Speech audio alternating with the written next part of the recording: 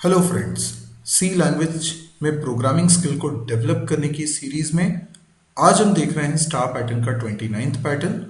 इसके पहले हमने 28 पैटर्न्स ऑलरेडी देख लिए हैं और यदि आप लोगों ने अभी तक वो नहीं देखे हैं तो मैं कहूँगा कि कम से कम स्टार पैटर्न 1 वाला प्रोग्राम ज़रूर देखें, क्योंकि इन सभी पैटर्न्स में हम एक ही लॉजिक से प्रोग्रामिंग कर रहे हैं, यानी सारे के सारे प्रोग्राम्स बनाने का एक सिंगल फॉर्मूला हम यूज़ कर रहे हैं। हो सकता है कि स्टार पैटर्न 1 देखने के बाद आपको वो बेसिक स्केलेटन यानी बेसिक कोड समझ में आ जाए जो मैं हर बार अपने प्रोग्राम में लिखूंगा।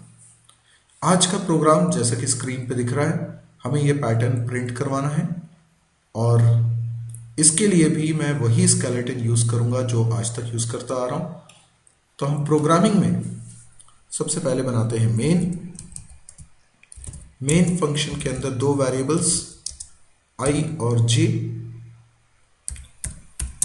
इसके बाद हम एक फॉर लूप लगाते हैं जो रो को कंट्रोल करेगा। i की वैल्यू 1 से लेकर हमें यह तय करना है कि कितनी रोज हमें बनानी है, वो यहां पर लिखेंगे और जो भी लिखेंगे उसके बाद i प्लस प्लस। इसके बाद ये फॉर लूप की बॉडी स्टार्ट हो गई है। इसके अंदर मैं एक और फॉर लूप लगा रहा हूं जो कि कॉलम को कंट्रोल करेगा j की वैल्यू से। j की वैल्यू 1 यानी पहला कॉलम, j की वैल्यू एक एक करके हम इंक्रीमेंट करते जाएंगे और हमें तय करना है कितने कॉलम्स हमको डिस्प्ले कराने हैं, j प्लस प्लस। ओके, ये जो अंदर वाला फॉर लूप है ये इसकी बॉडी है और अंदर वाला फॉर लूप जब एंड हो जाएगा तब हम लाइन को चेंज करेंगे, यानी मुझे लिखना होगा printf और इसमें लाइन चेंज करने का कोड। ऐसा इसलिए कि हम चाहते हैं इस पैटर्न में अलग अलग लाइंस में और कैरेक्टर्स दिखाई दें, तो हर बार एक लाइन प्रिंट करने के बाद कर्सर को न्यू लाइन पर लेके जाना होगा। अच्छा, यहाँ पर ये जो अंदर वाला फॉर लूप है, जब आप इसमें आएंगे तो कुछ कैरेक्टर आपको प्रिंट करना है जिसके लिए कोई कंडीशन लगाएंगे। कंडीशन अगर ट्रू होती है तो हम प्रिंट कराएंगे कोई कैरेक्टर जो कि %c की मदद से मैं प्रिंट कराऊंगा। यहाँ पर अभी मैं कोई वेरिएबल k एज्यूम कर लेता हूँ और अगर ऐसा नहीं हुआ तो मुझे प्रिंट करवाना है स्पेस।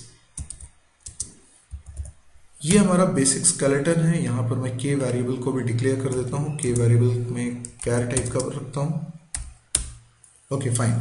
तो इस तरीके से हम लोगों ने एक बेसिक स्केलेटन तैयार कर लिया है और ये बेसिक स्केलेटन के बारे में मैंने स्टार पैटर्न 1 प्रोग्राम में डिस्कस किया हुआ है। तो यदि आपको इसको समझने में दिक्कत जाती है तो आप उसको ज़रूर देखें। अभी मैं इस पैटर्न को टारगेट कर रहा हूँ, ये बेसिक स्केलेटन समझाने में हम लोग टाइम वेस्ट नहीं करेंगे। तो 4 स्टेप का फॉर्मूला हम लोगों ने बनाया हुआ है इसमें जो खाली स्पेसेस हैं उनको फिल करने के लिए। तो सबसे पहली स्टेप ये होती है कि जो भी पैटर्न आपको ड्रॉ करना है उस पैटर्न को आप पहले अपनी कॉपी पर ड्रॉ कर लें। इसके बाद आप रोज के लिए यानी लाइन नंबर्स के लिए नंबरिंग यहाँ पर कर दीजिए इस प्रकार से। इससे हमको पता चलता है i की वैल्यूज। तो i की वैल्यू यानी रो नंबर 1 से 5 तक जा रही है, तो हमें इस जगह पर लिख देना चाहिए 5, ताकि ये i वाला जो लूप है ये चले कुल मिलाकर 5 बार। इसी प्रकार से कॉलम की संख्या को काउंट करने के लिए हम ऊपर भी गिनती करेंगे 1 2 3 4 5। आप देख सकते हैं यहाँ पर कॉलम की संख्या भी 5 है, इसलिए मैं यहाँ पर भी लिखता हूँ 5। और इस प्रकार से अब हमें जो अगली चीज़ तय करनी है वो है इफ़ की कंडीशन। और इफ़ की कंडीशन तय करने के लिए हमें, ये तो हमारी पहली स्टेप हो चुकी है, अभी दूसरी तीसरी और चौथी स्टेप करना बाकी है। तो हम लोग करते हैं सेकंड स्टेप। सेकंड स्टेप में हमें i और j की वैल्यूज़ लिखनी है। i और j की सिर्फ वो वैल्यूज़ लिखनी है जिन पे हमें कैरेक्टर्स प्रिंट करवाने हैं। बाकी जगह पर देखिए स्पेस प्रिंट होनी है। तो जिन जगहों पे कैरेक्टर्स प्रिंट होने हैं बस वो काउंटिंग आपको लिखनी है और कुछ नहीं।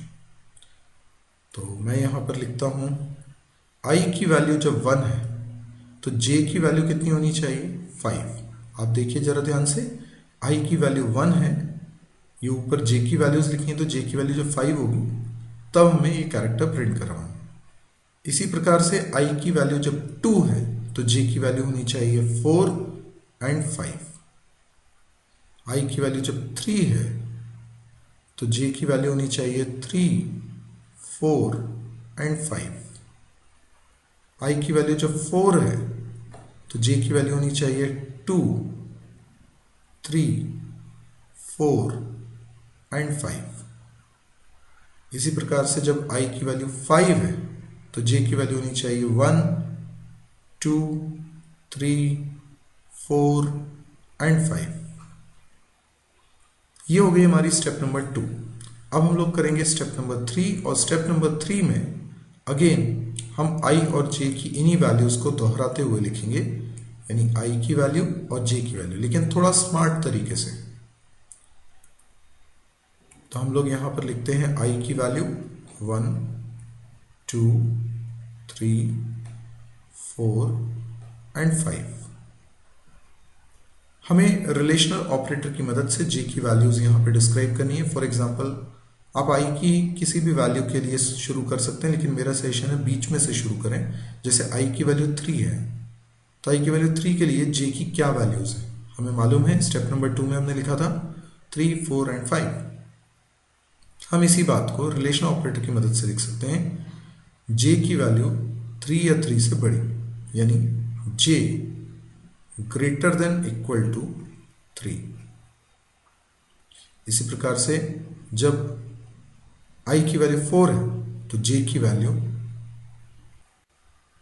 Greater than equal to 2। आप देखिए जब j की वैल्यू, जब i की वैल्यू 4 है तो j की वैल्यू 2 या 2 से बड़ी होनी चाहिए, 2, 3, 4, 5 इस तरह से। और जब i की वैल्यू 5 है तो हम लिखेंगे j greater than equal to 1। इसी प्रकार से जब i की वैल्यू 2 है तो j की value greater than equal to 4। और जब i की वैल्यू 1 है तो j की value greater than equal to 5। देखिए आप इक्वल टू 5 भी लिख सकते थे, लेकिन मैं कहूँगा कि नहीं, आप ग्रेटर देन इक्वल टू लिखिए, क्योंकि जब ये पांचों एक जैसे होंगे तभी आप चौथी स्टेप में इसको जनरलाइज कर पाएंगे। चौथी स्टेप क्या है? चौथी स्टेप में हम इसको करते हैं जनरलाइज, यानी इसी बात को हम एक बार में लिखेंगे, j greater than equal to, और इसके बाद कुछ ऐसा लिखिए जो i की वैल्यू पे डिपेंड करता हो, क्योंकि i के चेंज होने से ये वैल्यू चेंज हो रही है। तो मैं यहां लिखता हूं 6 माइनस i। देखिए जब i की वैल्यू 1 है तो 6 माइनस 1 हो गया 5, i की वैल्यू 2 है तो 6 माइनस 2 हो गया 4, एग्जैक्टली वही जो हमें चाहिए था। तो ये जो हमने कंडीशन बना ली है, यही कंडीशन हमें इफ ब्लॉक में लिखनी है। तो आइए पहले लिख के देखते हैं, j greater than equal to 6 minus i। अभी इस स्टेज में मैं k की कुछ वैल्यू इनिशियलाइज कर देता हूँ। लेट्स से k की वैल्यू शुरुआत में रख देता हूँ कैपिटल A, और अब मैं इसको चलाता हूँ। अभी हालांकि मैंने k में कोई चेंजेस नहीं करे हैं, सिर्फ a रखा है, तो हर बार a ही प्रिंट होगा। तो एक बार रन करके हम देख लेते हैं इसका आउटपुट क्या आने वाला है। देख सकते हैं आउटपुट आ चुका है, और आउटपुट वही आ रहा है जो कि हम एक्सपेक्ट कर रहे हैं। लेकिन एक मिनट, यहाँ पे नंबर ऑफ रोज कितनी आ रही हैं? 1, 2, 3, 4, और हमारे पास नंबर ऑफ रोज आनी चाहिए 5। उसका रीजन है यहाँ पे हम इक्वल टू लगाना भूल गए, जबकि हमने जो कंडीशन बनाई थी उसमें यहाँ इक्वल टू लगा हुआ है। तो यहाँ पर इक्वल टू भी लगा दीजिए, और अब एक बार फिर इसको हम रन करके देखते हैं, और देखिए ये 5 लाइंस प्रिंट हो रही हैं, एग्जैक्टली वैसा ही जैसा हम चाह रहे थे। लेकिन यहाँ पर हम ये नहीं चाहते कि अलग अलग कैरेक्टर्स प्रिंट हों, तो यहाँ पर हम क्या चाहते हैं वो भी अब समझ लेते हैं। हम लोगों को जो आउटपुट चाहिए उसमें A के बाद B, C, फिर D, E, F, यानी ये सीक्वेंस में चल रहा है, लेकिन अगली लाइन में B ये 4th प्लेस पे ना आके 5th प्लेस पे आ रहा है, यानी उल्टे राइट टू लेफ्ट की तरफ मूव कर रहा है। पर हम जो कैरेक्टर्स प्रिंट करेंगे वो तो लेफ्ट टू राइट की तरफ करेंगे, इसीलिए हम लोग स्टार्टिंग वैल्यू फाइंड आउट करते हैं, यानी स्टार्टिंग वैल्यू के की क्या होनी चाहिए। तो देखिए मैं आपको बताता हूं, के की वैल्यू, ठीक है, शुरुआत में होनी चाहिए ए, फिर होनी चाहिए सी। तो मैं क्या करता हूं, अगर के में शुरुआत में ए है तो फिर आना चाहिए सी, उसके बाद आना चाहिए एफ, उसके बाद आना चाहिए जे, उसके बाद आना चाहिए ओ। तो के में कुछ इस तरीके से वैल्यूज हर लाइन में स्टार्टिंग वैल्यू चेंज होनी चाहिए। ये स्टार्टिंग वैल्यू लिखी है मैंने, हर लाइन के शुरू होने पर के की ये वैल्यूज हो जानी चाहिए। और फिर मैं के को क्या कराता जाऊं, डिक्रीमेंट। के को डिक्रीमेंट करूंगा तो सी के बाद बी प्रिंट होगा, एफ के बाद ई, फिर डी, क्योंकि हमें मालूम है डिक्रीमेंट इसलिए हो सकता है क्योंकि उसमें आस्की कोड होता है, आस्की कोड डिक्रीमेंट होगा। ओके, तो अब ये कैसे करें, इस बात को भी ध्यान रखिए कि जब एक लाइन एंड होती है तो लास्ट में के की वैल्यू कितनी है, ठीक है, लास्ट में के की वैल्यू कितनी है, इसको भी हमें ध्यान देने की जरूरत है।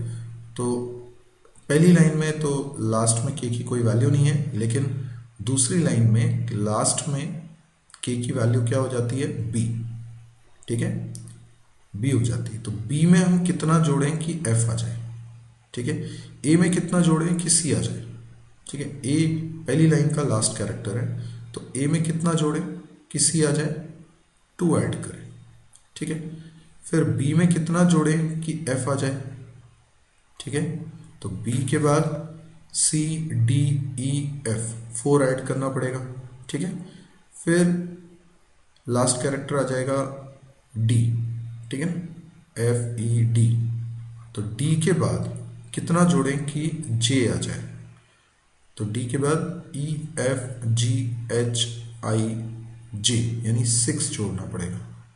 उसके बाद जे वाली लाइन में आखिरी में आ रहा है जी, और जी में कितना जोड़ें कि ओ आ जाए, तो हम जोड़ेंगे जी के बाद एच आई जे के एल एम एन ओ यानी 8। तो आप देख रहे हैं इवन नंबर्स ऐड करने, पहले 2 फिर 4 फिर 6 फिर 8, यस। तो हमें इसी पैटर्न को आगे बढ़ाना है। तो इनिशियली के में क्या हो, मुझे के के अंदर असाइन करना है इनिशियली, सबसे पहले तो ए होना चाहिए, है ना। तो मैं आई में जो वैल्यू है उसमें एक कम करता हूं और इसमें 2 का मल्टीप्लाई कर देता हूं, क्योंकि आई में शुरुआत में 1 है तो 1 माइनस 1 0 हो जाएगा, और 0 में 2 का मल्टीप्लाई होगा तो 0 ही रहेगा। और ए में ए एज अ कैरेक्टर यानी 65 आस्की कोड ऑफ ए, इसमें ही ऐड हो जाएगा। अब क्या होगा कि प्रिंट जब होगा तो उसके साथ में मैं उसको डिक्रीमेंट भी कराऊंगा, तो एक बार प्रिंट हो जाएगा फिर डिक्रीमेंट करा दूंगा, ठीक है ना। अच्छा, लेकिन फिर क्या होगा, जो लास्ट कैरेक्टर है, आप समझिएगा बात को, लास्ट कैरेक्टर है वो ए था पर ए में डिक्रीमेंट हो गया, तो आस्की कोड 65 से क्या हो गया होगा 64। अब मुझे उसमें 2 नहीं ऐड करना है, मुझे उसमें 3 ऐड करना है। 3 ऐड क्यों करना है, क्योंकि तब जाके वो सी बनेगा। तो इसका मतलब मुझे यहाँ पर +1 और करना है, ठीक है, +1 और करना है, ठीक है, +1। तो शुरुआत में क्यों ना इसमें ए ना रखते हुए मैं के में ऐड करूं, तो के की जो लास्ट वैल्यू है उसके साथ ये एडिशन हो, और पहली बार में के अंदर रहे 64, ठीक है ना। तो 64 में 0 + 1 यानी 65, तो पहली बार में के में जाएगा 65, ठीक है। अभी करके देखें क्या, ओके, ये मैं इस प्रोग्राम को एक बार रन करके दिखाता हूं। आप देखिए वही पैटर्न जो हम लोग प्रिंट कराना चाहते हैं, A B C D E F G H I J K L M N O, exactly वही जो हम चाहते थे। तो आपको समझ में आया मैंने क्या किया।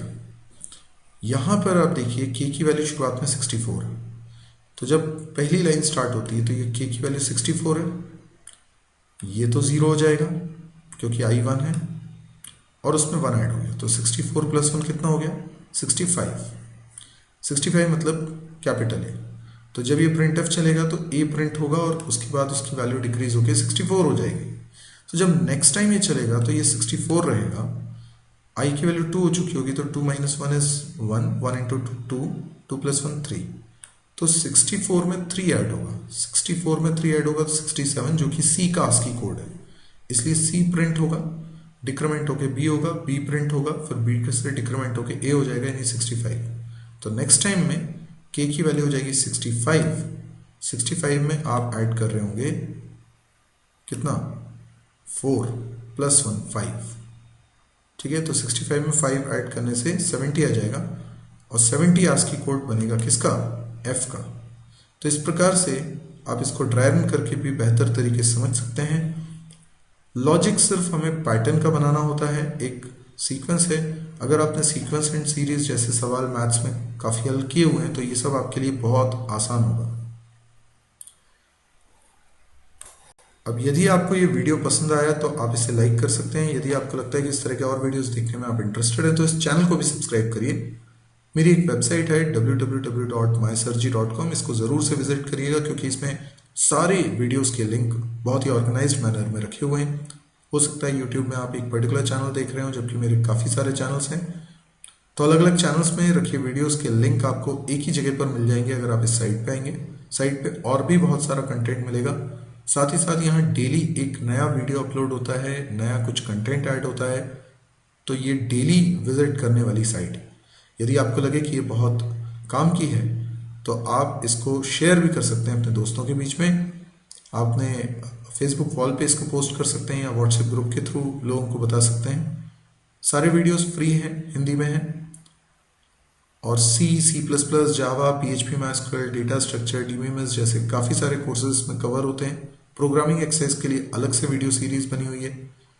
तो प्रोग्राम बनाते हैं तो हम लोगों को दिक्कत जाती है कि अप्रोच क्या होनी चाहिए, शुरुआत कैसे होनी चाहिए। तो यहाँ पर न केवल आपको प्रोग्राम्स के सोल्यूशन प्रोवाइड किए जा रहे हैं बल्कि क्या सोचना चाहिए, कैसे अप्रोच बनानी चाहिए, उस पर भी डिस्कशन होता है। तो मे बी आपको ये भी हेल्प करे। Thank you.